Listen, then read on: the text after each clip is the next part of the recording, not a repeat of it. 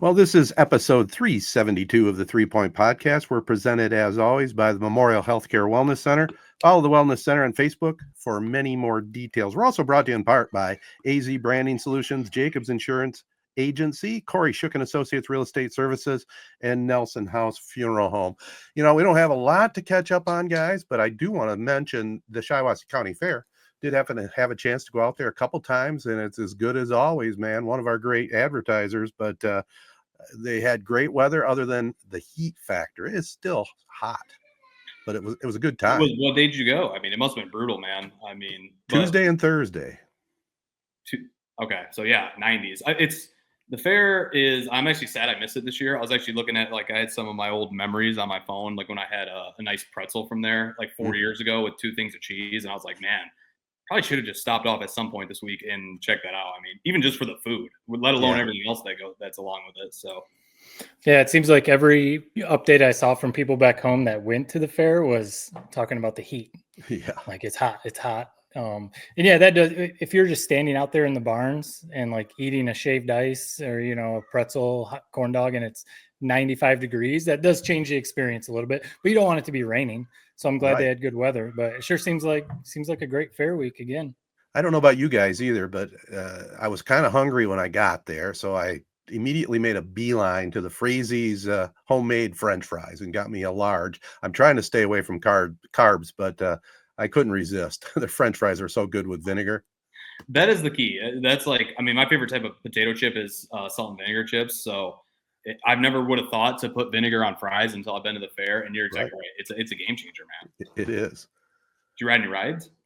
Did not. Played a few games. In fact, again, it seems like the Fattel family catch up here, but my family was in from DC, Amy and the family and the 2 granddaughters, and the oldest is 7. She wasn't too much into the rides. She's more into playing the games and getting more and more stuffies for her collection, if you know what I mean. Oh yeah, the stuffies there. I saw some of my family went, and one of my nephews, he's in high school, and he won all the younger nieces and nephews, like stuffed bears that are like the size of like my computer desk or something. And it's always like, when you're a kid and you want that, I mean, the kid's going to love it, but the parent is just looking at that like, where's that thing going to go? like you said, your granddaughters, I mean, I know with my kids, they have piles of stuffies, loveys, whatever they call them. And if you have to add in a stuffed bear that is the size of a lazy boy, it really is just kind of like, all right, this is cool, this is fun, but where is this thing going to go? Right. Well, that's what she wanted, and she has so many of them. It's unbelievable. But the key at the fair is there are a certain amount of games that you're guaranteed to get a prize or a stuffy. So those are the games to play. You don't get shut out. You're talking about like a stuffed animal, and you're calling them stuffies? That's where you got the name Stuffy? I didn't make it up. Yeah, that's what they call it nowadays. Stuffy, lovey. Yeah, I feel like my daughter went through. She calls them loveys or stuffies. Loveys. Yeah, that's what they're. Do you guys? We probably talked about this before, Ted. I feel like you said you did back in the McCurdy Park, Shiawassee County Fair days. But the game that you like drop your quarter down, and then it like starts pushing everything back. You just drop your quarter, and it's slowly, and you're trying to aim. You see all the stuff piled up, then it drops, and then eventually starts pushing the stuff back. Yep. Have you ever played that game? I feel like that was one I used to like waste money on, thinking I was waiting for the waterfall of quarters to come down, and it never did. Yeah, I think I did years and years ago, but I don't think they have that anymore. I don't think. Well, there was one for a long time right in the gas station in Corona. Me and my buddies actually set it off the alarm one time, trying to rattle it and get some of the quarters to fall down, and we got booted. So that's the last time I ever played it. That's the last time I've ever actually seen one of those either. That was probably 2008 or 9, probably somewhere around there. So it's amazing how the quarters are always on the like a brink of falling, and they never fall. They never fall. That's it. I mean, you have to think like at one person is going to get that bombardment, but yeah, it seems like summer's finishing up, and we've talked about it before. It seems like the Shiawassee County Fair is always like one of the marks of high school football is around the corner. NFL preseason is underway. College football camps are officially underway. But now it seems like it is almost like officially moving to football season now. Yeah. And in fact, you brought up high school. I mean, a lot of schools, they've gone to that traditional midnight madness Sunday or early Monday morning at midnight, they can officially start practice. We're recording this on Monday night. Most teams all in practice gear starting today. It's a great day of the year, man. I feel bad. I had a couple cousins that are getting ready for 2 days, and I just was thinking something about football. You get a year removed, even a couple years. It seems crazy, the idea of like playing it, getting hit, getting smacked in pads, practicing in 90-degree weather twice a day during August. Like, I've just gotten so soft. It sounds like hell. Like if I had to do it tomorrow, the callus is no longer there. You know, and they've evolved a bit from when I played. Obviously, we went right at it in pads, 2-a-days, right from the get-go. You know, now they play with t-shirts and helmets the first week, I think, maybe. Yeah, it's a lot more t-shirts and, you know, underwear Olympic type of stuff that you hear about, like with the NFL Combine. I think I saw Aaron Rodgers. I think it was Aaron Rodgers even talking about that. Yeah, I think it was him on the McAfee show or something, talking about why he doesn't necessarily need to practice anymore, because there's no contact even in NFL practices, right? Or very little anyway. You know, he said back in the day, practice used to prepare you for the games, but now it's just kind of going through the motions. So as a 41 or however old he is, you're a quarterback. It's like, why do I need to go out there? I mean, we're not even hitting. We're not even doing anything, but it's changed. I mean, probably some for the better, because, you know, you probably think about certain areas. I mean, Michigan, it's in the 90s. It's hot for sure. I'm not saying it's not hot, but, you know, some states where it's over 100, I mean, sweltering heat. Yeah, you probably shouldn't be doing 2-a-days in that midday heat, full pads, sweating profusely. I mean, I remember some kids a couple times, you know, it was usually, you know, some of the maybe kind of heavier kids, but having to, I mean, maybe heat exhaustion, you know, like, you know, having to step aside and get just doused with water and cool off a little bit. So, yeah, I mean, probably not the best idea to be going full pads all the time, but, you know, maybe they've scaled back a little too much, you know, who knows? What are your guys' thoughts on? I'll just say one thing real quick that you can hop in. Yeah. I remember Urban Meyer was kind of like at the forefront, maybe early 2010s, of like, why are we hitting so much in practice? Basically, his idea was, to me, and maybe you guys can attest to this too, is like, I remember practice, like, you feel those bumps and bruises a lot in practice when you're getting tackled in practice, but then when you're playing in a game and that adrenaline's rolling, it's like you don't even feel the hits. I think his philosophy was like, why do we want these guys like ready to hit, like ready to roll when the game hits, and you take a zillion hits in practice, it maybe makes you a little bit softer. I think it affects people differently. It definitely made me softer, at least. For sure. Yeah, I can see the philosophy for that for sure. I was going to mention about the NFL. What do you think about the trend where, like, the Lions, probably none of their key offensive players will play at all in the exhibition season? Right. Then I noticed some other teams are playing their starters for a series or two. Mahomes always plays. To me, it seems like you probably ought to get at least a couple reps in preseason, just because that first game's so important. You want to be somewhat sharp, but what are your guys' thoughts on that? Yeah, I mean, you see, one of the big storylines is the Bengals. I mean, the Bengals in the Joe Burrow era have been literally the worst team in the first like 3 weeks of the season. Yeah, they're like 1-20 or something ridiculous in those first 3 weeks, because he's basically never played in the preseason. So, you know, is there something to it? You know, who knows? I tend to agree with you. You know, you can practice all you want, but you need to go get those live game reps, even if it is preseason. It's still a different opponent. It's still a live game. So yeah, Burrow is playing some this preseason. Now, obviously the risk is injury, but I mean, you're playing football. Like, it's either when you're going to get hurt. You know, I've heard NBA guys talk about it. Like, it's whether either you're playing pickup ball and you could get hurt playing pickup ball, or you're practicing in the gym. You know, you could get hurt anywhere, but you know, it's kind of like last year in the playoffs. We've talked about the Lions got that bye week heading into the playoffs. And I think it kind of affected their rhythm a little bit in that, you know, the game against the Commanders. So you wonder if it's a similar thing. You know, there's teams that start off slow those first couple of weeks of the year, like someone like a JJ McCarthy coming off that injury last year. He needs to play in the preseason. Sure. He needs to go out there. He needs to get hit. You know, really, I almost wonder if like someone like Hutchinson should go out there and play a couple series in the preseason, you know, get hit a couple times. You know, obviously they're playing it safe with him. But yeah, get a couple of hits that are different than going against your teammates, you know. For sure. Well, there's different trains of thought for sure, but you know, we'll get into a little Lion talk here a little bit later. I also want to mention that our other great partners include Rivals, Taphouse, and Grille. They have Wednesday night trivia at 7 o'clock, free to play. prizes for first, second, and third place is also on board. Success Group Mortgage and Servicing.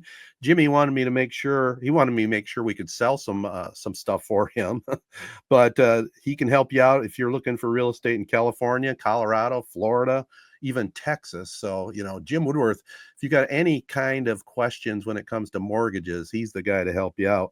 Also, the pre-mentioned Shiawassee County Fair on board. Great spot, just wrapped up, but they do so much more than just 1 week in August, and ALS of Michigan. All right, always great to promote what our sponsors have going on, and we're going to be right back with the meat and potatoes of our podcast right after this. All right, let's talk about this now because it was last Monday. Because of our great interview with Noel Dean, we actually had to push this topic back a week. We wanted to do it when the initial AP rankings came out. Michigan Wolverines came in at number 14 overall. This is kind of going to be our little 3-point podcast, little preseason preview of them. I mean, I don't know about you guys. I'll just kind of give a quick little 30-second outlook. At the end of last year, I really do think, and ironically enough, it lined up with Bryce Underwood's commitment. I really do think this program kind of figured it out. And I mean, it's the Ohio State big time win against Bama, obviously. And and a lot of people would probably say, well, I mean, you lost a lot of talent from last year's team. Mason Graham, obviously the freaking defensive line was freaking loaded. Obviously Colson Loveland. But to me, I mean, we saw it. The Alabama game, we didn't have those guys on our team as it was. And I saw a lot of youth. I saw a defense that's going to be pretty damn good as well. I mean, Wink Martindale, we all had our qualms with that guy. He seemed to really figure it out at the end of the year. I mean, he played Ohio State as good as any defensive coordinator has in years. I mean, 10 points with how loaded they freaking were. And you look at Michigan's schedule, it's favorable. I'm just going to say right off the rip, then we can dive more into the actual logistics of it. But I really think this is a college football playoff team. And I know the big story is obviously going to be Bryce Underwood. What does he give us? If he's just average, I think we can find our way to 10 wins and we can make the playoff. I'm very confident in this season. And obviously it starts week 2 against Oklahoma. One thing I'll throw out real quick, and then you guys can go from there. If I was so obviously, like I said, Bryce Underwood's the big ordeal heading into this year. Is he going to be a great? Is he not? The NIL package, the whole recruitment, everything, the big time storyline that comes with it. What would you guys rather have if I was going to give you 2 different lanes for a Michigan football season? Would you rather have a year where we go, let's say 8-4, but Bryce Underwood is dynamic. He's electric. He heads into next season as probably maybe the preseason Heisman favorite for next year. Or road number 2, we go maybe 10-2. Maybe we win a playoff game, but you still have a lot of question marks with Bryce Underwood. Maybe Bryce Underwood doesn't even play quarterback this year. They still haven't technically announced it, who's starting. Right. Which of those 2 paths would you rather take? To me, it's the Bryce Underwood path. As crazy as that sounds. If I know for sure we have this the best quarterback in all of college football locked up for the next 2 years, that's what I'm doing. Throw this season to the wind. I'd be okay forfeiting this year. We know we got Bryce Underwood coming back for 2 great seasons. Let's build for the future, and let's go hit the NIL transfer portal, everything hard this offseason. That's the way I view it. What do you guys think? Playoffs, 1 win. Yeah, I'm in for that. I'm opposite of you. Underwood will still be there, and there'll be another quarterback coming next year if he doesn't work out. I'll take a 10-win season in the playoffs day in, day out. Yeah, because if the other side is the 8-4, you have to assume those 4 are going to be Ohio State, possibly Michigan State, and then a slip up versus the Oklahoma game or some other BS game or whatever. So I mean, if that's the scenario, no, I want to win more games because, like you guys said, in theory, Underwood's going to be there a couple more years. He has said all the right things that he has no plans ever to transfer. He wants to finish his career at Michigan. I mean, that's what he says. Whether that's true or not, obviously we'll see. They haven't announced. He better start. I've texted friends this and talked. You don't buy a Lamborghini and park it in the garage and never drive it. Right. I mean, literally. That's what they've been doing. Yeah. You bought him. You paid for him to come to Michigan. You play him. I mean, unless in spring camp and summer camp, if he is just so far away, doesn't understand the offense, just like does not get it. Okay, I get maybe give him a couple games or something and learn. But no, you play him because it's also like, remember, I saw people say like, well, remember JJ McCarthy didn't start his freshman year. Right. Yeah, but even though we took shots at Cade McNamara at the end of it, he was a solid starter, to sit behind. He had a good year. So that made sense. So no, Bryce Underwood should be the starter. I think I would assume all three of us agree on that. Yeah. But yeah, the wing, I mean, I think the number 14 for the AP was a little surprising just because they did lose so much. But then when you think about it, and, you know, biggest Michigan fan in broadcasting game, Joel Klatt broke it down. The defense should be as good or better as they were last year because Wink Martindale did figure it out. Yes, they lost some studs, but they have a lot coming back. The defensive line should be one of the best in the country. Yep. Those last 4 games of the year, like you were talking about, Jared, they weren't just like really good. They were the best defense in the country. I mean, statistically, they were the best defense in the country those last 4 games of the year. So, you know, outside of Mason Graham and a couple other guys, they have most of the defense back. Because if you're like Will Johnson didn't even play last year, basically, you know, so that wasn't really like a loss. You know, so the big thing is kind of like what you were saying. They beat Ohio State on the road. They beat Alabama. I mean, it was kind of an above average Alabama team, but still a good Alabama team. Full strength Alabama team too. Yeah, right. You know, so that's a noteworthy win, but they did that with virtually no quarterback play. I mean, for the most part, the quarterback, only 3 teams, they only outpassed or outgained so this is a nuts fact, 3 teams in the passing game, and it was the 3 service academies. It's just wild to think about. So, right, kind of like what you were saying, Jared, if Bryce Underwood can, at minimum, which I think he will be better than Davis Warren. And it's no shot at Davis Warren. He was doing the best he could do. They're going to be better because the run game is going to be good. They got to transfer Hayes from Alabama at running back. Jordan Marshall, if you remember in that Alabama game, was just running over dudes. So the run game should be fine. Passing game, I would assume, will be better than last year. So, yes, will they go undefeated and run the table? You know, obviously, I don't think that. But I think the Oklahoma game will be a good barometer because actually Oklahoma wasn't good last year. They've got a bunch of new players, and a lot of people are picking them to win the SEC this year. So that'll be a good barometer for them. Yeah, Oklahoma has so the quarterback came from Washington State University, John Mateer. Yeah, he's a sleeper Heisman. People are picking him to win the Heisman. I mean, can you imagine how happy we would be if under the lights, Oklahoma, Bryce Underwood just like lights him up. Like I seriously think I would trade that. Like that magic, like you think about Joe Milton, he had kind of a magical moment against Minnesota, like that kind of feeling like, wow, Minnesota game. This guy might be like the man. Like even if the season kind of fell apart afterward, that 1 week of just bliss where you like everybody in the entire country is talking about Bryce Underwood, how freaking good Michigan is. Like even if it fell apart, man, that would be sweet. So I just can't wait for that game. What a fun freaking game that's going to be. It's a little bit of a bummer that it's Bryce Underwood's going to be probably his second start of all time. And it's an SEC night game for basically a must-win game, I would say, for Oklahoma. It doesn't feel like a must-win game for us. I mean, look at our schedule. I call us. Obviously, I'm not. Right. Yeah. It's the easiest way about that, but it's like, the easiest way to say it. Yeah. We go New Mexico. Okay, that's a win. I'm gonna bitch about something real quick. I think I said it last year. It seems to be our new normal with Michigan is we play that first game at a night game. It lined up nicely this year because you have freaking Ohio State kicking off the season. It's Ohio State, right? Who are they playing? Why am I blanking? Ohio State, Texas. Yeah, going to be an awesome freaking game to start the season. Yeah. But man, Michigan football. When you think of Michigan football, it's that noon kick, and especially that first game of the year, you kind of just want to know, hey, as soon as game day's off, I'm putting on Michigan. It would be a dual screen experience this year. I just don't like the night game to start the year. Real quick, what do you guys think of that? Is that crazy, or do you agree? Like it's Michigan football, it's a noon kick. Side note, I saw a crazy stat because Ohio State's just been so good. I mean, it hurts me to say that for so long.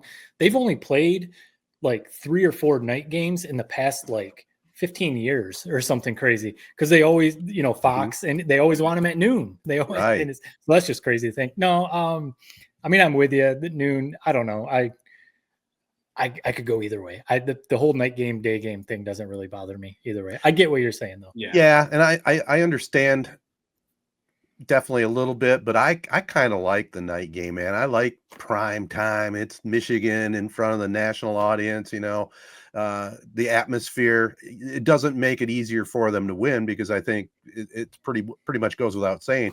You stay in that routine, you play that noon game, you know what's happening. You got to wait all day long to play a 7 o'clock or later game, but I enjoy that. I mean, I schedule my whole day, man. I've got my I got my recliners all set with the stereo, man. Oh yeah. I got it ready for big time football this year. And I do want to ask you guys a question though. everything you read, Underwood's the guy. Obviously, he was the Rolls Royce or whatever coming in. Do you have any concerns, that maybe it's going to be too much for him? No. I mean, my only concerns is him being a true freshman. Right. I think otherwise, he's got a solid team around him, a solid coaching staff. So I think the only thing I would say is, if, say, in that Oklahoma game, say they lose and he throws 2 interceptions or something, critics are going to be $10 million for this. Michigan paid $10 million and all that. So hopefully that side of it, he's going to have a bad game. He's not going to be perfect, so. People think Trevor Lawrence as a true freshman went out and win the national title. That's an outlier. Yeah. that doesn't normally happen with true freshmen. So so my opinion, I think he'll be fine. Will he be a Heisman Trophy winner this year? Probably not, but yeah, I think he's going to be damn good just for how athletic he is, man. I mean, this is basically Cam Newton reincarnated almost, and not quite as big as Cam Newton. And we'll see if he lives up to what Cam Newton did.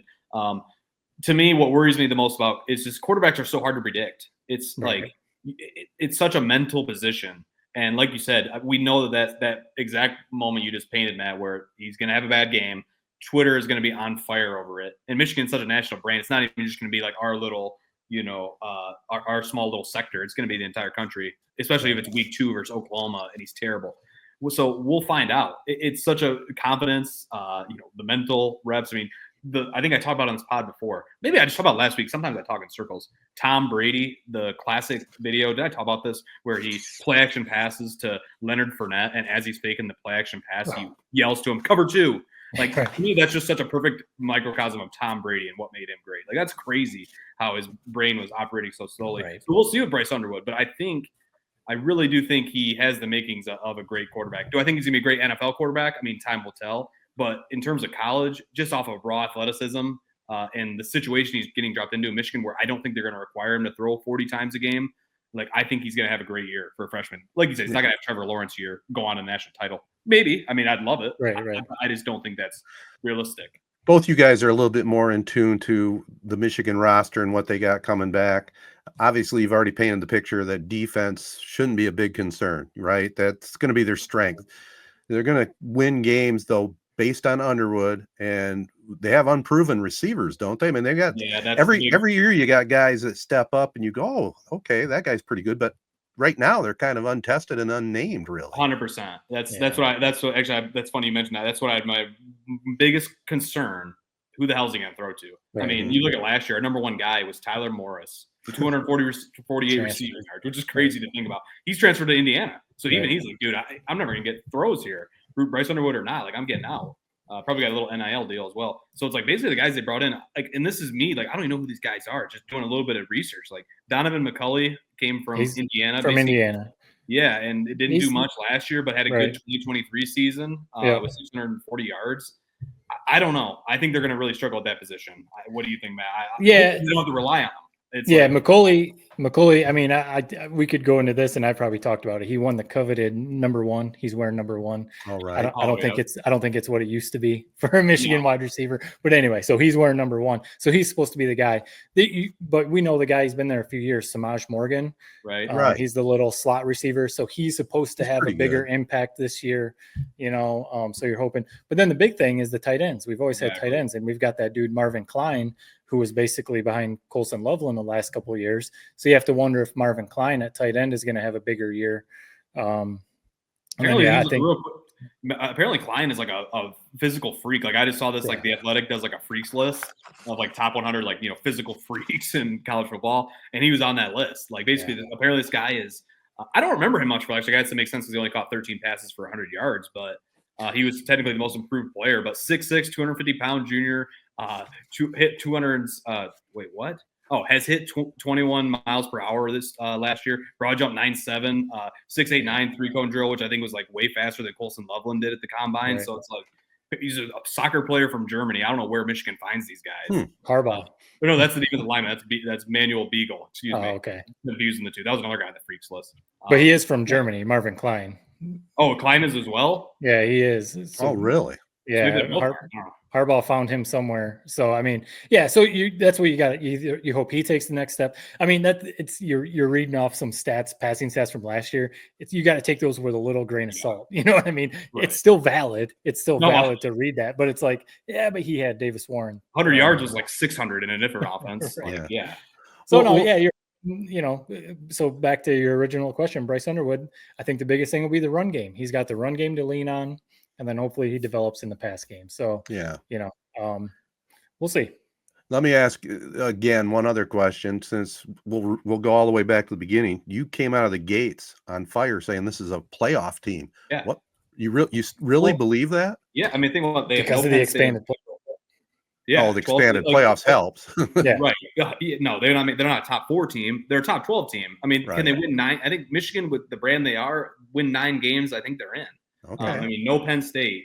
Even with how they were bad. Like they had no throwing offense. Even games they lost, like versus Oregon, they were in that game. Yeah. So it's like Illinois. They should have beat Illinois, man.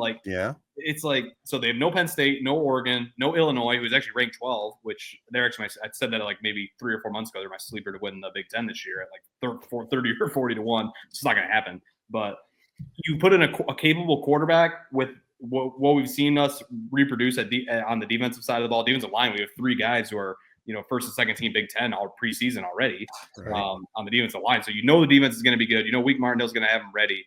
The schedule is so favorable other than this Oklahoma out-of-conference game. I mean, tell me where they're losing 3 games.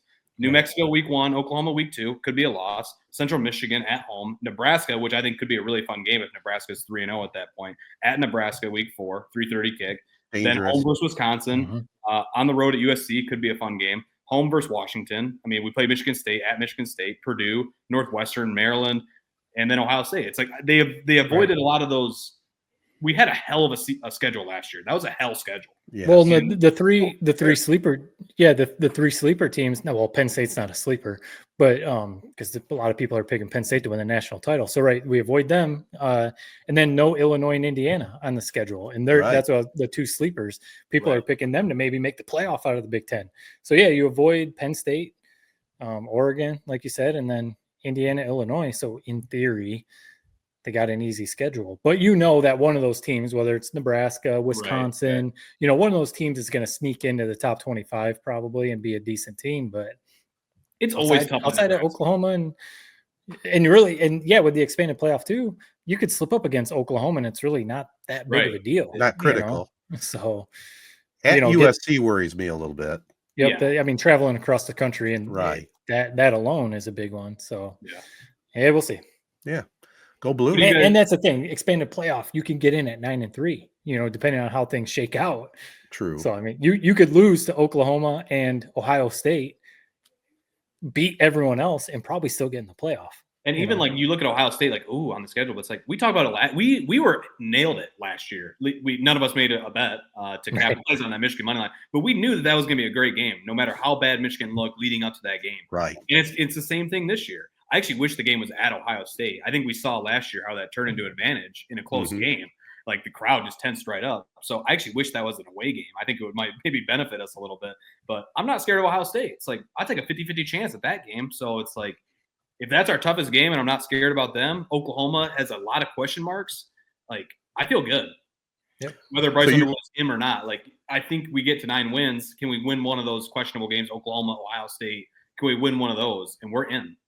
So are you thinking 10 then?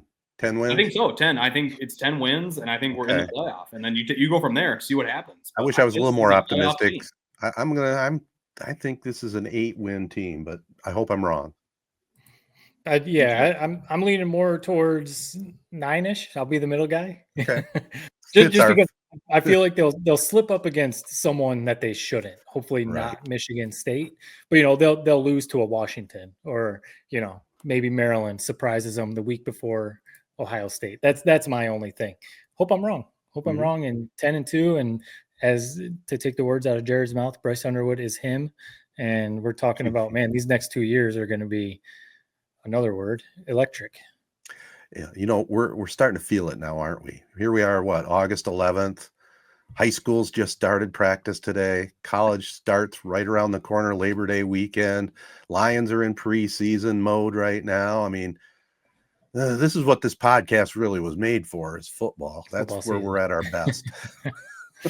Just don't ask me to suit them up, man. Like I said, I seriously can't fathom playing football.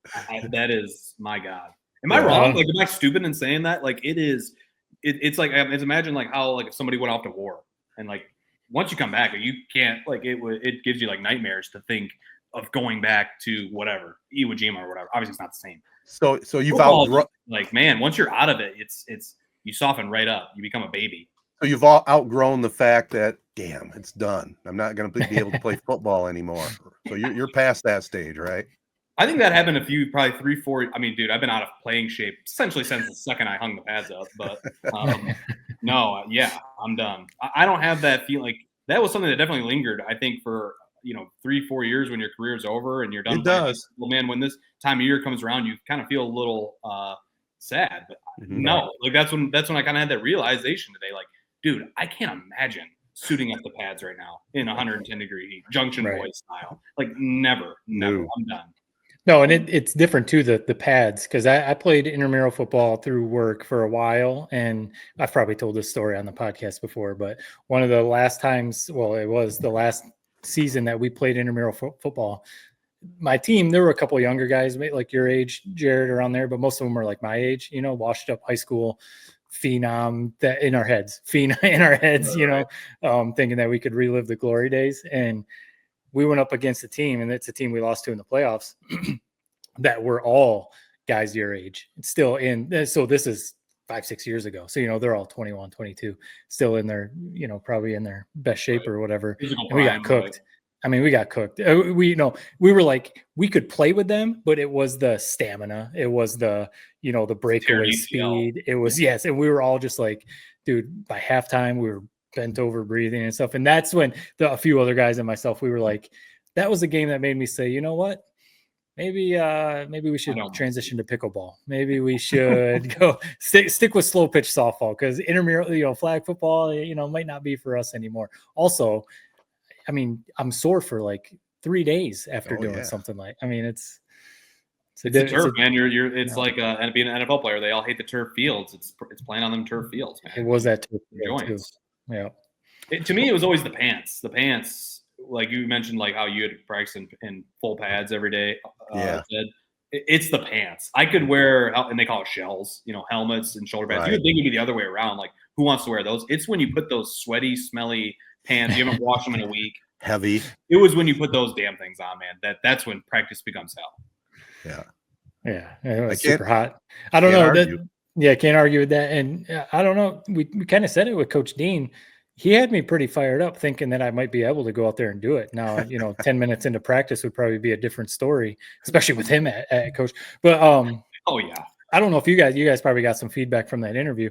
I had quite a few people hit me up and say it was a really good interview, and people who obviously remembered those Lowell teams back in the day when he was coaching there. And so it's always fun when we get someone like him on the podcast and not only hear some X's and O's and stuff like that. But just some insight into coaching. Yeah, I listened to it again, and I don't know about you guys, but I was just like, man, it's no surprise this guy's a Hall of Famer. Hearing his approach and his philosophy in coaching. So anyway, I don't know if you guys got feedback on that, but really good interview.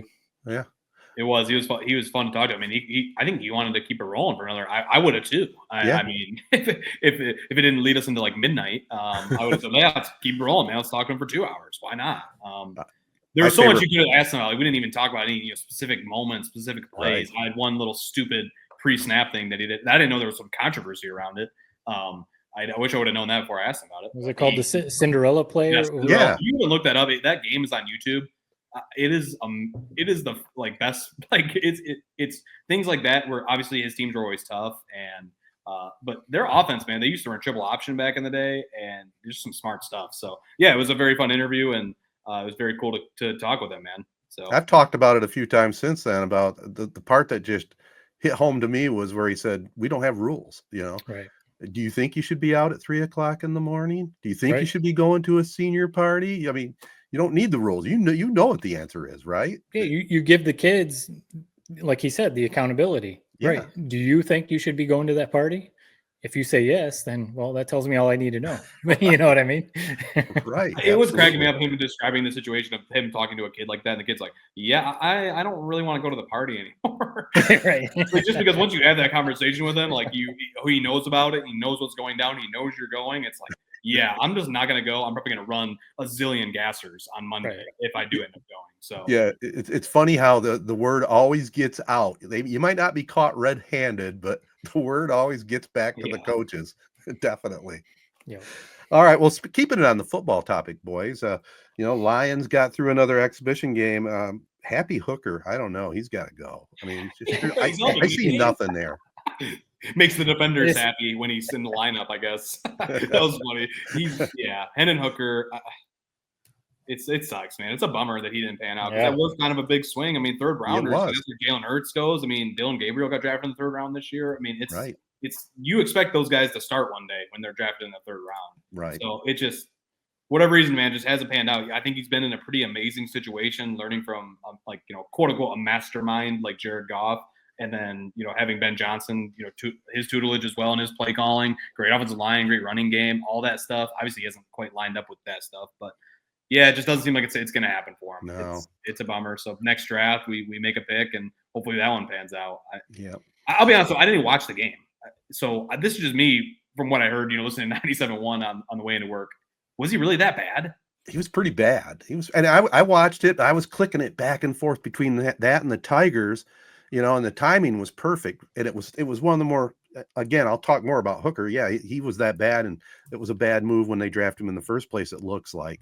But that game ended so weird, man. When Maurice Norris got hurt, I've never seen anything like it. The other team snapped the ball. Detroit wasn't going to tackle them. They click. They clicked off like 5 minutes off the actual game clock. My wife and I are going, what is going on here? Yeah. Why don't they just stop this game? Finally, the NFL office must have caught wind of it and said, hey, end it, right? I mean, pretty much what happened. I mean, yeah, either that, or I don't know if the head coaches or, if they got together and they were like, why finish this game? Like what are we doing? Or if the NFL got involved. The Hendon Hooker thing, I mean, I think we're all kind of in agreement. They're going to give him the rest of the preseason, I would assume. Yeah, so, all right, let's see if you can get it together, but it just doesn't seem to be working. He had that bad injury in college at Tennessee, but he put up crazy numbers at Tennessee with Josh Heupel as a coach. He schemes it up. Right. That's where you almost have to be like, all right, was it Josh Heupel's offense or was it Hendon Hooker? Because basically no Josh Heupel quarterbacks have panned out in the NFL. So yeah, you got to wonder about that. So it was a little bit of a reach when they drafted him, but you're hoping that maybe it clicks for him, and he turns into a good quarterback. They handled it right. I mean, they gave him so much time to figure it out. I mean, you said he got hurt, so he sat out that whole first year. And that last year, he had his chances in preseason, and then obviously he maybe had a chance in the playoff, but we didn't call upon him. Yeah, it's a bummer. I don't know. Again, you're right, Matt. Like, give him another preseason game. Give him really make it clear that he's just not the guy. Right. But then again, you see something like Shedeur Sanders, and I was basically on the point when he slipped in the draft. Like, this was not collusion. This was not that. This was just somebody who has a lot of media around him, and that was why last week I said how powerful it was that he didn't want his dad coming to training camp. That said a lot about how he's handled his business since that drafting. I don't know how you don't root for him with how this stuff has fallen. Since that draft day, he's handled it the right way. He's just put his nose down and gone to work. And to me, I watched him in that preseason game. Like I said a couple weeks ago, that's the number one preseason story to me, and I think to everybody. And he looked so comfortable. He looked like he belonged in the NFL. And sometimes I think you kind of see it right away. And with me, I see it with Shedeur right away. With Hendon Hooker, you don't get that feeling. This is a guy who feels frenetic back there. He does not seem comfortable. Does not seem ready for the game. That's a good point. Yeah.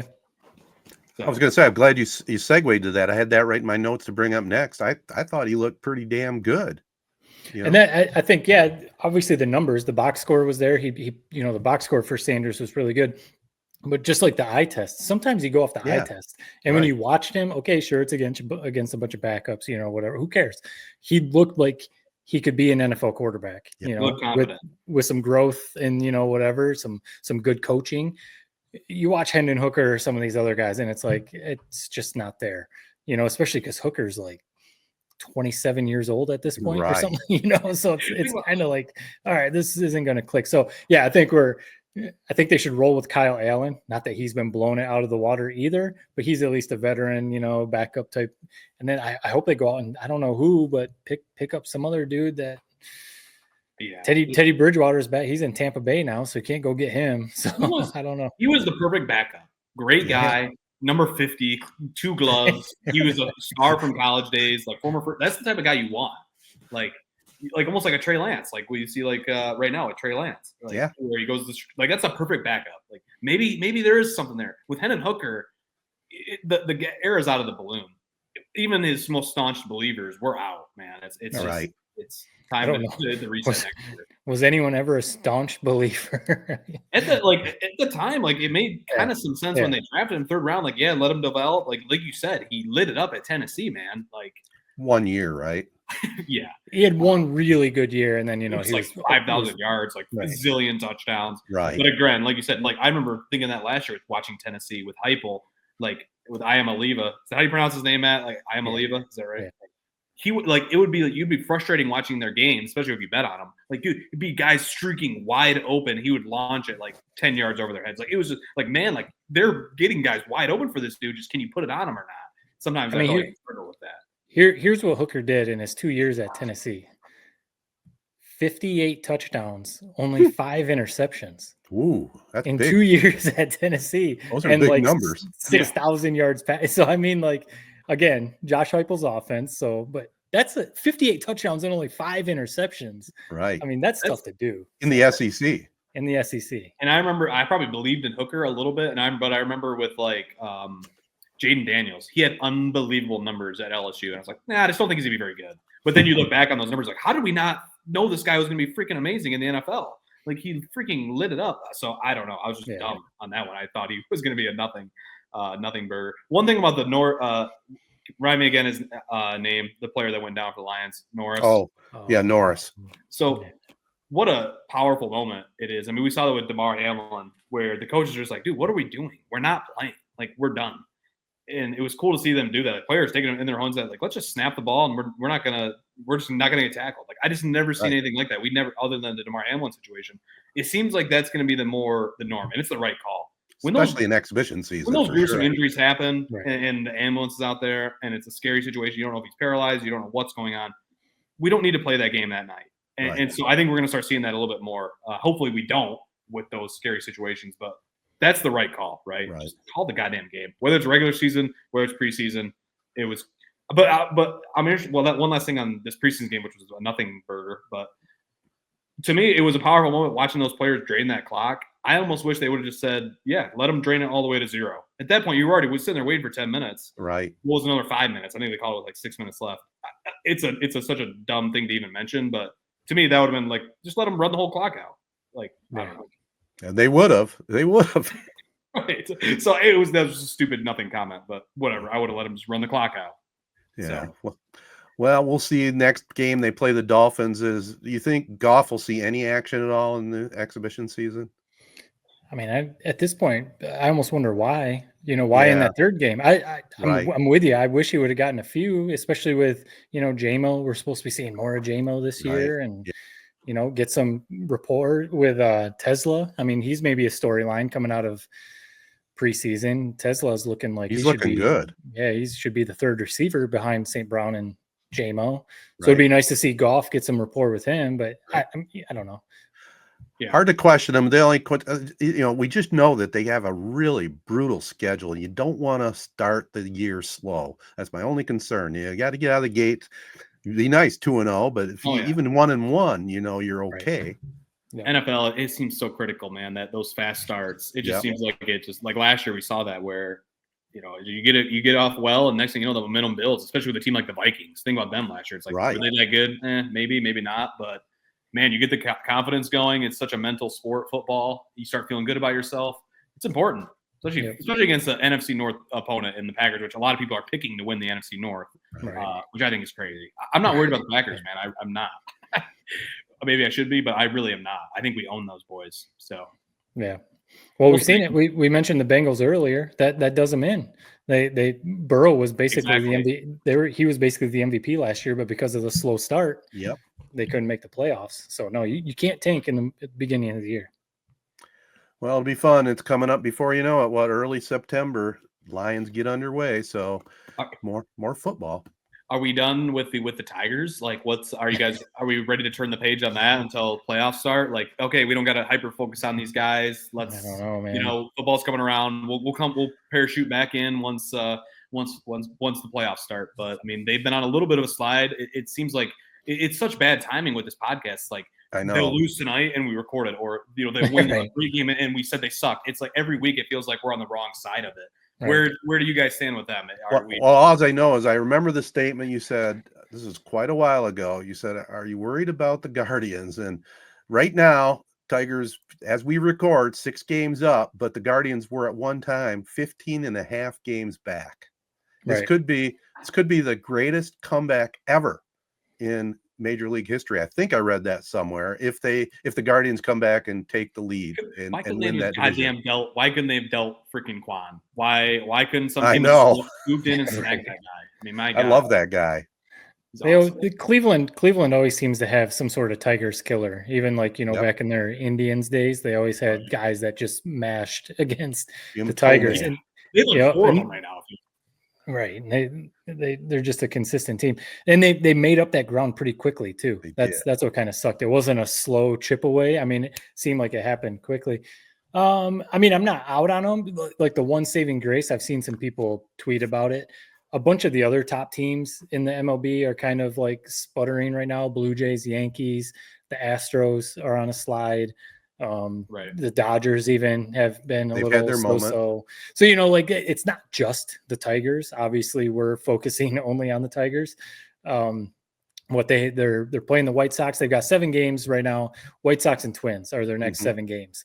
So I think that this is a big stretch.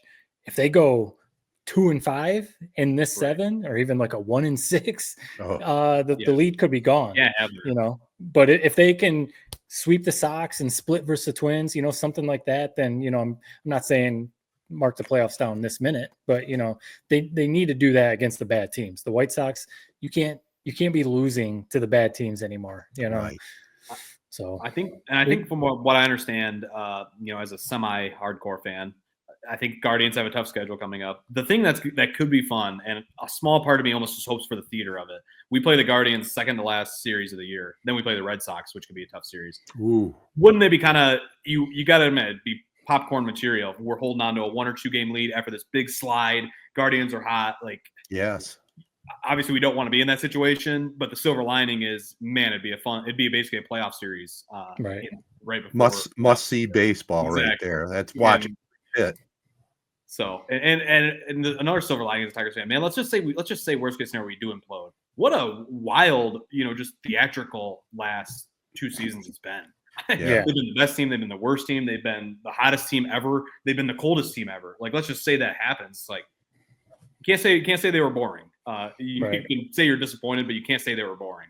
And one thing too is like, and I know because the lead was so big and they were the number 1 team in baseball for so long, and they were up by basically 15, 17 games in the Central. Yep.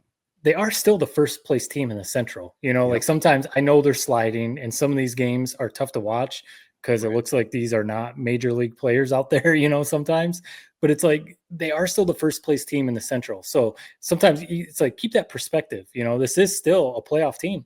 Exactly. I keep seeing people tweet, like whether it's MLB on Fox or, whoever, if the playoffs started today, this is what it would be.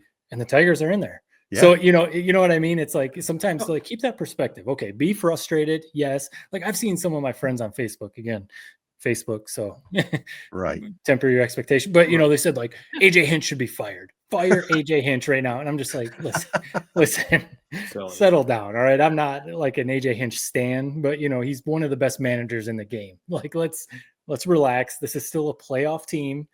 Let's wait till late September and then we can get mad. Yeah. And, if you really look at it, I mean, no matter what happens in tonight's game with the White Sox, they're going to be 16, 17 games over 500. Right. Well, and that's the important reminder. I'll say that to myself sometimes, like, on my deathbed, am I going to worry about this? If you would that too, no. And so like if something bad's going on in my life, like, hey, in 30 years when I'm on my deathbed, am I really going to be, worried about this or that? Like, no, it's like kind of good to hit the reset. Similar, like if I told you, like I laid out a worst case scenario, we're in a battle for Cleveland, second to last series of the year. If I would have told you before the season, hey, you're in first place heading into that second to last series of the season against the Guardians, we all would have took that. Sure. Like, that's a great year. Yeah. So it's just, that's what I mean. Football is coming at the right time. We got to take a chill pill. Just cool it. They're going to be fine. I hope. I pray. I'm trying to maybe jinx them in a good way, but man, that's always a good one to say. Is if you told us back in May, in mid-August, the Tigers were going to be 6 games up on the Guardians in the Central, would you be happy? I think everyone would say, yeah, that sounds great. World Series tickets. Yeah. Yep. Yeah, print them out now. Well, it's a good storyline because we do have football right in front of us, and we got a reason to watch the Tigers. I mean, what more could we ask for, right? I mean, and let's face it, Detroit is such a great city, especially when they have a winning product in baseball. They show up, man. They've had some great crowds there, especially when Tarek Skubal's on the mound, and if someone else. And I will say, I was watching, like I said, that exhibition game, the Lions game the other night. Switched over just in time to see Kerry Carpenter bomb one out, 3-run homer, really led him to the win. I mean, doesn't he have a sweet swing when he connects? When you make a remote change like that, do you spin your remote and like put it back in your pocket, put it in the holster? I should. I nailed that. I don't know. I like to imagine it. I don't know about you guys, but when my wife's here, I can't master it like I would normally. Pressure's on. I'd go. If I was watching both those games, I'd go play to play. I'd watch a Lion play, boom, right to the Tigers instead of a break. All right, I can't flip around that much. Also, you've done a dual screen before, though, haven't you? I feel like you've sent us a picture. I have. It's just a little different. I have a hard time with the dual screen. I hate to say it, that is kind of something in your man cave, man. I mean, why not? TVs are so cheap nowadays. Go get a 42-inch, $200. Or even, haven't you done it like you set one up on your laptop and then, you got the. I've done that before. Okay. Yeah. I feel like you've sent us that. But then you're trying to watch them both. So, that's kind of hard. You don't get the same flavor, I guess, Did you think any more on the red zone pitch? Are you gonna indulge or don't think so? No, I don't know yet. I don't know. You said it was a couple $100. Is it $199? Somewhere around there, maybe $250. I don't know. I think it's different too. If you're like a YouTube TV subscriber, it's cheaper. There's so many. Because my wife roll her eyes. My Sunday ticket, I didn't realize I had it on automatic renew, and all of a sudden you got your bill. All of a sudden it popped up, and I was like, "What is this?" Oh, Sunday ticket, and it's right there in the disclaimer. Once it's charged, there is no refund. No nothing. So it is. I guess I've got Sunday ticket this year. I had so many of those, Matt, that I literally just marked. Like this was like a month ago. I just had my debit card like mark as lost. Had me send me a whole brand new one because I had so many that I couldn't even. They're renewing. They're like you can't cancel them. Like I talked about SoundCloud. I finally figured out the SoundCloud thing. Just had to get a whole new card. That's the only way around it, I guess. It's crazy. So yeah, I get it. It's like that. And that is the worst feeling. It's a Monday morning. You wake up. God damn. What the hell? $300 out of my account. Right. Yeah, that's exactly what happened. It's funny you bring that up. It just happened to me. My wife was going through our bills. She says, "What's this bill here for $24.99 from Gannett?" And I said, "Gannett? I don't know." I had a subscription to the Lansing State Journal. It was $1 a month for 6 months. And then for a year, and then you forget. And it automatically renewed. And I looked at my phone. I called to cancel it a day in advance, and I waited too long in that day, so I couldn't talk to anybody. And then I did cancel it the next day, but it was too late. The cycle had already been through. Can't do anything about it. Now that's only $25. I'm not too concerned, but still, you gotta watch. Is that still a physical paper, or is that just like in the online? No, I had the online edition. Oh, okay. Yeah. Believe it or not, I did. Can you imagine that? Right. Love it. I still get the Argus though. One last thing in the sports realm, just because we're talking TV, and it was big news today. The UFC, I mean, making a deal with CBS. To me, the thing that's crazy about it, $7.7 billion. I guess I knew the UFC was big, but wow. I mean, that's billion with a B. That's a lot. That's like 3 NBA franchises right there. To me, the thing that's good news for anybody is pay-per-views. No more. Pay-per-views are so outdated. I mean, I would say for the last 10 years, nobody was buying them. It's like, dude, I could rip it out online in a quick 3-second, maybe I shouldn't say Right. that, I'll go to jail. But especially UFC fights, because a lot of times those are over in 3 minutes. Right. So by the And- time it's over, it's on Twitter and I don't care about the prelims. I'm a semi fan. There's like maybe 3-4 fights that I'm like, I gotta watch that, live. And the thing that's bummer about the UFC fights, like there's no set time for when that main event is going to start. So it's like in these streams, they would suck so bad, man. You click on them, 80 pop-ups happen. Takes you 20 minutes to even get it situated. So once you have it fired up, you can't really click off of it. Right. So those days are gone. And I think Dana White and UFC probably realized that, like, dude, like nobody's buying pay-per-views anymore. We gotta audible. So I'm glad it's. I don't think that's going to be in effect until 2026, but it's good for any UFC fan. I would think, like, even for casual fans, like, why not? It's so much easier just to flip it on. No, it's on CBS. Like, yeah, I'll watch for a few hours or for an hour or whatever, 30 minutes. Like, why not? So I'm curious to see how it'll. I really do think it could be kind of like putting gasoline on a fire, man, with the UFC. They get the right person, fighter, McGregor. Obviously, you never gonna have him again, but somebody like that, they come around at this point where it's accessible for anybody. It really could take off. Yeah. I'm looking forward to it, and I'm not even a fan. You know my thoughts on it. It's just pure brutality, but there are some storylines that will catch your attention. And when I watch the big events, I do kind of like to watch the preliminaries. I kind of get into it, make a whole evening of it. Get out the popcorn and do it up. Those are the up and comers too. Sometimes, yeah. Right. UFC is such a like most sports are, but you need the Conor McGregors, like you're saying, or the John Bones Jones, or you need the characters. For the casual fans, like Ted, I'm sure, like if you knew Conor McGregor was fighting, you might tune in, or absolutely. But some of these other guys, even if they're the best, out there, you might not watch. So that's such a big thing.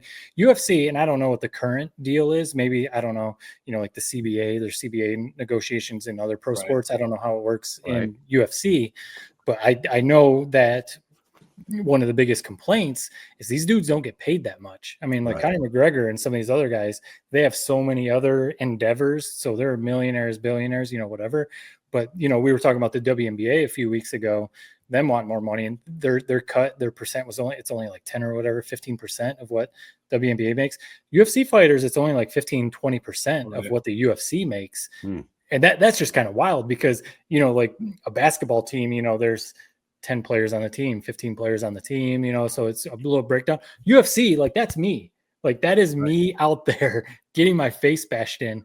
I should get like 60% of that money. Like, what are you talking about? I agree, man. Your future of your quality of life is on the line every week, whenever you have those fights. And not, basketball, we can play basketball till you're 45 years old. Right. And that's Jared, when you throw out the $7 billion for it, that's the one thing I'm like, these dudes do, because there's women too. Men and women should be getting more money. Yeah, and maybe they are. Maybe they are. I don't know.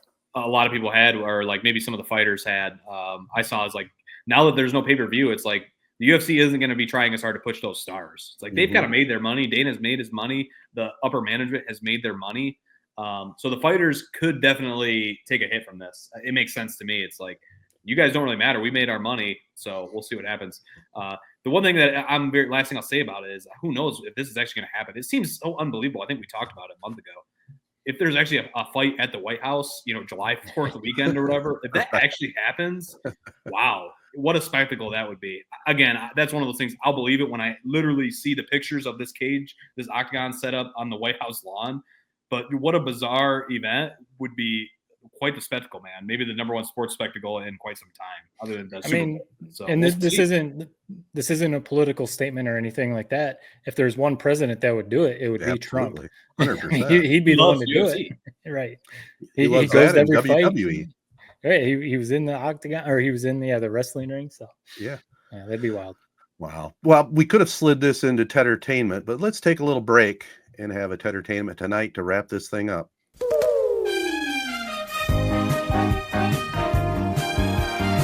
All right, guys, I got one here that I just finished a series on Netflix called Untamed.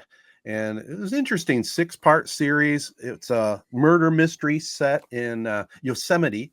It was filmed in Yosemite, so you got some great scenery. Right. It was a pretty typical Netflix mystery. They always have a twist at the end, and after every episode, you want to watch the next one. So I thought it was pretty well done. Eric Bana I don't know if you know who that is. Mhm. He's a kind of an action guy.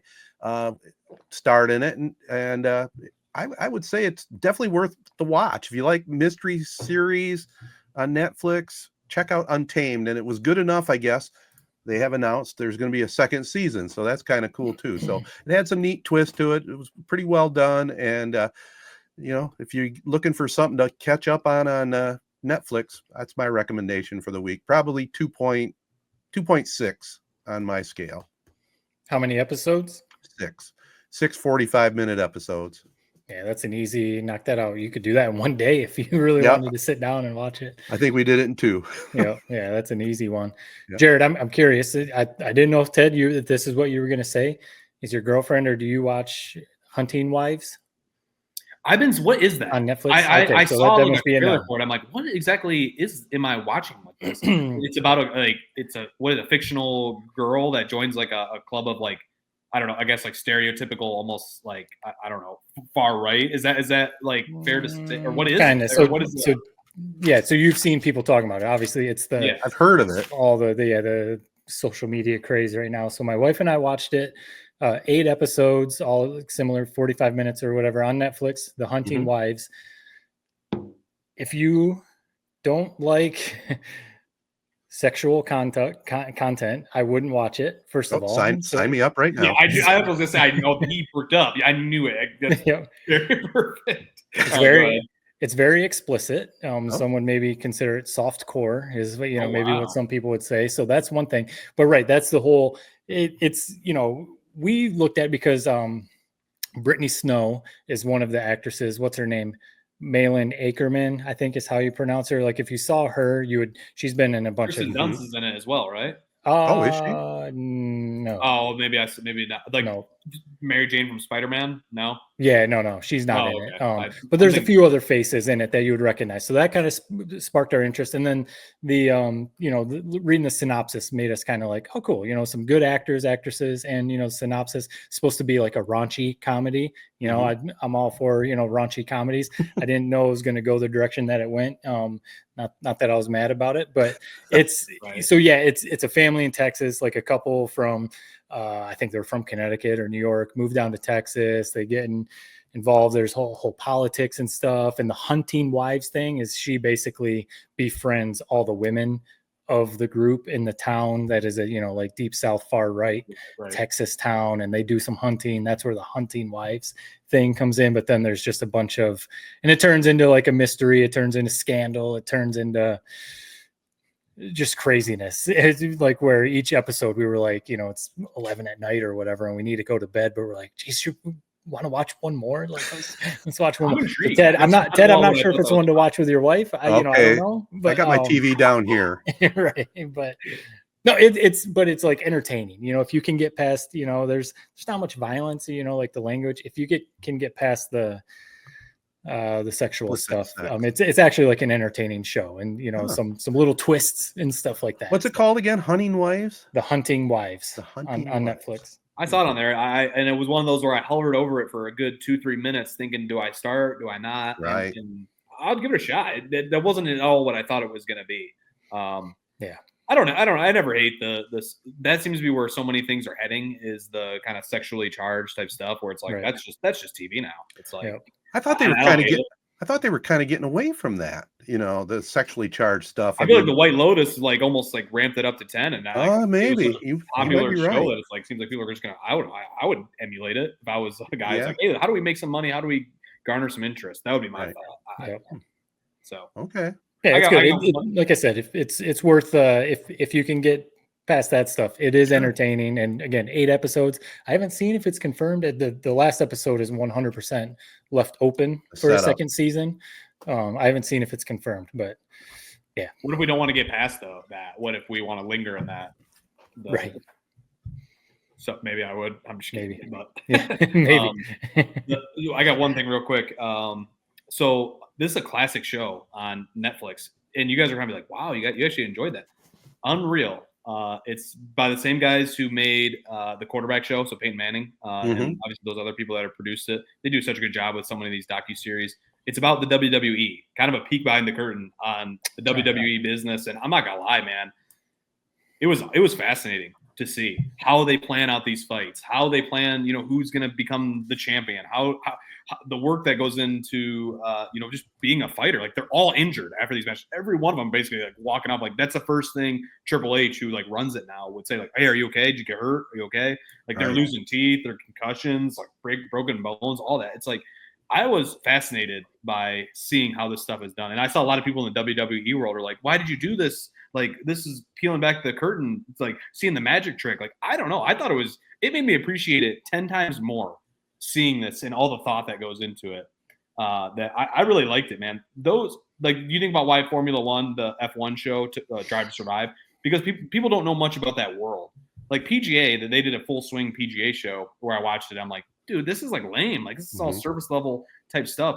They really went deep in the WWE and saw some, somewhat controversial stuff within that industry. And I loved it. I thought it was really well done. And it got me a little more intrigued in the WWE world. So I have to check that out. Did you see the one on McMahon? Did you watch that one? Yeah, I watched a few episodes of it. I liked it a lot. Yeah. Just an interesting cat, McMahon was, man. Obviously flawed. But you talk about just like a fascinating persona, all that, obviously flawed, but just that's what he was, man. He was just a unique cat. So I did watch a few episodes of that as well. I'm going to put you on the spot before we sign off here. You got to give a little review on the one you were talking about with Hugh Jackman, even though it's older. Yeah. So I mentioned that. I saw you earlier today, and I mentioned, Matt, have you ever seen the movie The Prestige by Christopher Nolan? Yeah, for sure. Awesome flick, man. I had never seen it. I had a buddy recommend it to me, Frankie. He said, because I love Christopher Nolan, I think he asked me something along the lines of, I had a fantasy draft this weekend. He asked me, hey, what's your favorite movie? I was like, Dark Knight. So, you ever seen, The Prestige? One of Christopher Nolan's like first films. I think came out in 2006. Edward Norton. Freaking You're right. Awesome flick. Basically, it's about Hugh Jackman is one magician, Christian Bale is the other magician. They're feuding basically in the 1900s. It's awesome, like time period piece, man. And it has a little bit of a sci-fi element. Basically, Christian Bale has this act where he disappears. He walks out one door, opens up the next door, he's in it. Hugh Jackman, like, it's like blowing his mind because he's losing his, audience to this guy with this new trick. It's like, how the hell does he do this trick? And with Christopher Nolan, you always know you're in for a twist or two. It's one of those movies that I watched it, 24 hours ago at this point. It's still like rattling in my brain. Yeah. What happened. It sticks with you. I can't recommend a movie enough. It's one of those where I finally watched it and I go, why the hell did I not watch this 15 years ago? Like, it's just crazy to me. So I actually love that movie. The Prestige, Christopher Nolan. Like you said, 20 years late to the party, but I can't recommend it. If you haven't seen it, you should watch it tonight. Yeah. And it holds up too. I threw out Edward Norton. 2006 is when The Prestige came out. The Illusionist also came out in 2006. And that's what Edward Norton and Jessica Biel are in The Illusionist. Have you ever seen that, Jared? No. Then you should, if you like The Prestige. I don't want to say too much. If you like The Prestige, you will love The Illusionist, especially if you like Edward Norton, because it's the same thing. It's a magician movie, and they both came out in 2006. And I remember I was in college then, and it was all of a sudden everyone wanted to be a magician because of watching The Prestige and The Illusionist. And they're movies. I don't know how you guys are. The movies with those really cool twists and all that. Yeah. I don't want to watch it again for a while. Because I'm like, the next time I view it differently. Right. I want to view it differently. And I don't think I've watched The Prestige probably in like 15 years or The Illusionist. Dude, I need to go back and watch them both. It's exactly right. Those, and you knew like it was like a lingering feeling of like dread almost. Like where when is this twist of the knife coming? Like the last hour of that movie, you're just like waiting. When is this like big reveal going to happen? On what the hell is actually going on here? And when it hits you, you're like, wow, like you feel dumb. You're like, how did you not pick up on all, like you said, it's like, then you go back and think of the movie, like, how did I not catch on to that, way prior? So awesome flick. One last thing I'll throw out just real quick. I also saw the worst movie of all time. We were laughing before the show. It made Happy Gilmore 2 look like The Godfather. Have you guys see this kind of like been like almost like I had a little viral moment to it. Ice Cube. It's an Amazon Prime movie. War of the Worlds. It basically what happened is they recorded it and filmed it during the pandemic. So it's entirely off a webcam basically. And then I don't know what happened, but apparently from my understanding is they were going to lose the War of the Worlds IP. So they had to just release a movie to restart the clock. And it's got like a 4% on Rotten Tomatoes. We watched it after our fantasy draft. It's like a laugh. Like, this is going to be so bad we have to watch it. It was the worst thing I've ever seen. Ice Cube is hilarious in it. because he's like just trying his best to make this like somewhat watchable, and it comes across so hilarious, just his facial reactions and stuff. So, but if is you want it? to laugh, it's the worst thing you'll ever see, but it's kind of funny in a way. War of the Worlds, Amazon Prime. Ice Cube. It is currently a 3% on Rotten Tomatoes. Tomatoes. But is it? Are they trying to sell it as a serious, or are they like making fun of themselves too? I think they had I think like you're saying, like Ice Cube in the flick. Like, yeah, are they trying to make it like it's actual real movie, or is it kind of like a spoof? They tried, man. It just no, like they tried to make this good. It's just so bad and terrible script, and it's a dead giveaway. They waited 5 years to release it. Like, imagine me an Ice Cube where you film this. You probably knew middle of filming, like, this is dog shit, and then you get that alert on your phone. War of the Worlds releasing in 1 week. Like, are you freaking kidding me? Like, I'm gonna get crap for this for the next freaking probably eternity. It was that bad, but it was so bad you kind of have to watch it, if you know what I mean. Like, it's so bad you have to see it to believe it. Kind of like Sharknado. Yeah, I mean, no, but Sharknado is on the joke. Were... Sharknado gets it. This is just bad. Right. This is just bad. Was this like kind of a remake of the original War of the Worlds? No, like this was more to do with like technology and robots. This was not. At least I didn't finish it. If I'm being honest, I made about 45 minutes before I'm like, all right, I've had a few laughs at how horrible it is. Like, I don't need to finish this. I think I'll check out The Prestige. I think that's what I'll be watching. Yeah. You'll love it. I'm looking forward to it. Signed off on too. It's, again, Christopher Nolan's the best of the best, man. He really is. I cannot wait for Odyssey to come out with Matt Damon, star-studded cast. It's gonna be unreal. Absolutely. So. Yeah, like I said, if you and the girlfriend, or if you by yourself, whatever, one night looking for something, look up The Illusionist. Also, I think it's on. I'm looking right now. I think it might be on Amazon Prime. But yeah, if you like The Prestige, you would like The Illusionist. I might do a double header. I mean, I got to get to some of this before football season because my time then becomes limited. Am I wrong? There's something about magicians and like Isaac Tesla, or not Isaac Tesla, not the freaking the Lions receiver. Tesla, Thomas Edison have kind of parts in.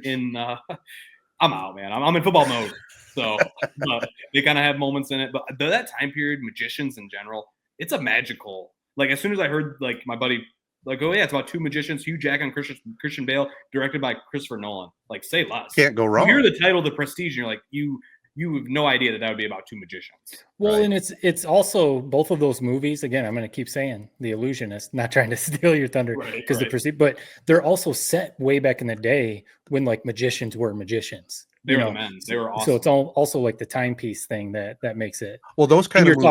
You're talking Christian Bale, Hugh Jackman, Edward. I mean, these are some of the best actors out there. You're right. And those kind of movies set in the past, they hold up. They hold up forever. Right. That's I'm reading basically it sounds like here's a one sentence like preview of what it is. In turn of the century Vienna, a magician uses his abilities to cure the love of a woman far above his social standing. I'm intrigued because that is the first thought. Like, people talk about like Oz Perlman, like, and what his capabilities are. Like, oh man, dude, how do you not utilize this in like not only like to be a performance or a showman, but like utilize this in real world, become a billionaire. Yeah, exactly. So I'm already hooked on the initial line there. Now, Jared, we're starting to go long on Tedertainment here. This is Ted, you too, but this is right up your alley. The years that they came out, talking about magician movies. Did you like the movies? Those Now You See Me? No. You didn't like those? No. Okay. The first one was solid. To me, and that's why, like, even what I just watched, The Prestige, like, it's a little it's obviously got sci-fi element to it, but it's kind of rooted in realism. Like, Now You See Me, it's like by Now You See Me 3, it's like they're like superheroes essentially that just happened to. It kind of lost the plot. It Fast and Furious itself in a way. They're entertaining. I like Jesse Eisenberg. Solid cast. I liked the first one. It was solid. I haven't seen second or third. I don't even know if the third one's okay. But no, first one was good, solid, but didn't leave me dying to watch the second and third ones personally. Have you seen those, Ted? Now You See Me? I've never even heard of them. Yeah, they're kind of like, Jesse Eisenberg, Isla Fisher, Mark Ruffalo. Oh, good cast. There's two of them. I think the third one comes out this fall or something. But it's kind of like a magician group. Oh. And then, there's a bunch of other stuff going on, but along the same lines as magicians. You never know where this podcast will go. I mean, it's the most I think any podcast has ever talked about magicians. Right. Fascinating. They're awesome, man. I mean, I wish I've thought about a lot. Like, I wish I just learned one card trick. Like one trick that I could whip out at any point, impress people, like wherever cool. I'm at. I never will do it. I'm too lazy, but like that's everybody's wowed by a good card trick. Oh yeah. Two quick side notes. We went to in that downtown Nashville. There's I should look it up before I say it, but there's a restaurant. It's almost like a speakeasy type of thing downtown Nashville. It's right next to the Johnny Cash Museum. If you've ever been downtown, I know where that's at. Yeah. But you go down and it's a magician dinner. I mean, it's a pretty. We had to wear like sport coat, and you had to dress up. But you eat, you order your food, and magicians come around to your tables and do, like you said, the card tricks and do other things at your table. And then after you eat, you go into a room and you get like a little half-hour magician show, magic show, or whatever. That was a really unique experience. And yeah, the tricks that they did at the tables, like they were making pool cues disappear, and they were like doing all these other like or pool balls, not the cue. But yeah, the magic tricks were cool. But TikTok got me on this. I did a magic trick to my kids the other day that they were not impressed with. You basically cut out some paper and you do some stuff to make it, you basically fashion a roll of toilet paper, and then you tie it off with some toilet paper around it, so it looks like a roll of toilet paper. Then you get a brown paper bag and you sell it to them like, look, I got a roll of toilet paper. Drop it in the brown paper bag and then smash it. I don't know. Apparently my roll of toilet paper didn't look realistic because they were not impressed at all. But I thought it was pretty cool. I thought they were going to be like blown away. Well, I am kind of like, that wasn't. Why did they not? What was not impressive about that? I guess. Not sure. I mean, my daughter immediately went, "You did something to it." I was like, "Well, I mean, fool her. Yeah, that's magic." Well, dude, that's the reality. It's like, man, like I think about like, wow, like what an awesome dad. Like you're impressing your kids with a magic trick. It's like, well, I just kind of want to be out like on TikTok or whatever. Right. Well, you know what, Matt's cool TikTok. What's Matt's talking about? Have you ever had that experience, Jared, with a table magician coming over to your table and doing some magic for you? It's fascinating. Have I ever actually like seen a magic show? No. Well, we did but we did a story that was in. Actually, yes, I have. So we did a story on the Colon Magi. Oh yeah. 8-man. Oh right. And I think I totally talked about like where it's like the magic capital of the world. Yes, it is. I wish I would have saw the Prestige before I went there. Probably would have appreciated some of it a little bit more. And like the guy who was, I wish I remember. It's like a magic theater or a magic museum. I don't remember. We went there and got some B-roll of it. And the guy did a couple. Harry Blackstone, I think, was the guy that originated the magic there. Yeah. So no, they are cool, man. But yeah, I don't know if they're. It's like they've gotten more with Chris Angel and where it almost became like a jackass. Like how much pain can I put myself through? Right. It's cool to see somebody like Oz Perlman like do something that's like, wow, I've never seen that before. Like that's pretty unique and pretty cool, man. And you would look at him and like similar to Prestige, where you're just like, dude, how is he doing this? Like it literally he must have like a deal with the devil or something. Like how is he genuinely doing this? It's a mind blower how they do it. I don't know. I mean, my wife and I were in Vegas for that Super Bowl trip we took, and we ate dinner one of the restaurants there, and they had a roving magician walking around, and he came to our table and he did a couple tricks for us, man. I was out $20, man, because I had to tip that guy. Yeah. Of course, he wanted to borrow the 21st, but right, smart. It was very well done. It was well worth the tip. Oh, that's cool. Chris Angel, he doesn't say he's a magician, doesn't? What is he? He's a illusionist. Is that what he says? That's a good point. He's a mind freak. No, that was that is what he is. Isn't that what a show is called? That was what a show was called. Yeah, I guess. What does he consider himself? I'm trying to figure out what I should Google. What does Chris say? Yeah, you never know where this is gonna go. His magic was never that cool to me. It was so bizarre and kind of weird. Whereas like David Blaine's kind of what you imagine is like a more traditional magician. Yeah, mind freak or whatever. But yeah. Anyway.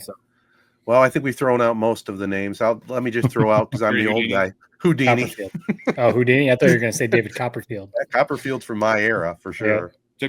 Okay, you should know this. How did Houdini die? Pretty wild death. Oh, I do know that, but it's getting kind of late. Like appendix attack or something. Yeah, guy. So he had this trick where I think guys would just come and sock him in the gut. Right. So one of his like patrons or whatever viewers, I guess, just walked backstage and like, hey, let me do the trick. Just socked him right in the gut. He wasn't expecting it. Caught him off guard. Exactly what he said. Like, yeah, just shut his body down. Yeah. Well, so there you have it. I actually pulled that one out. I'm surprised. Yeah. All right. How would you like to be known as the guy that killed Houdini?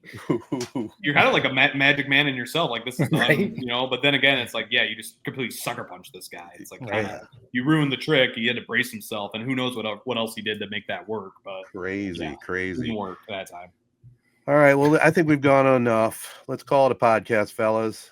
This podcast brought to you, of course, by Memorial Healthcare's Wellness Center. Make sure you follow the Wellness Center on Facebook for everything Wellness Center related. Also want to thank our other partners, AZee Branding Solutions, Jacobs Insurance Agency, Kori Shook and Associates Real Estate Services, Nelson House Funeral Homes, Rivals Taphouse and Grille, Success Group Mortgage and Servicing, the Shiawassee County Fair, and ALS of Michigan. That'll do it. Peace and love, everybody. Be kind. Thanks for listening.